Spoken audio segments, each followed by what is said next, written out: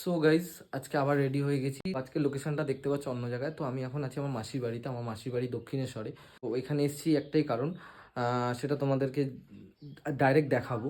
তাই জন্যই আজকে মনে হলো সকাল থেকে যে না, একবার ওই জায়গাটায় যাব, একটু ঘুরবো। তো তাই জন্যই আমি সকালবেলাই চলে এসেছিলাম, আমি আর মা মাসির বাড়িতে। সেখানেই আছি, এখান থেকে বেরোচ্ছে এখন।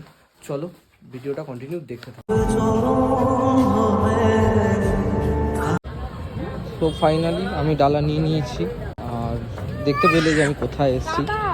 আর চলো, কারণ ভেতরে তো মোবাইল একদমই অ্যালাউ নয়, তাই জন্যই মোবাইল নিয়ে তো ঢুকতে পারবো। ভেতরে পুজোটা দিয়ে আসি, তারপরে এসে তোমাদের সাথে কথা হচ্ছে।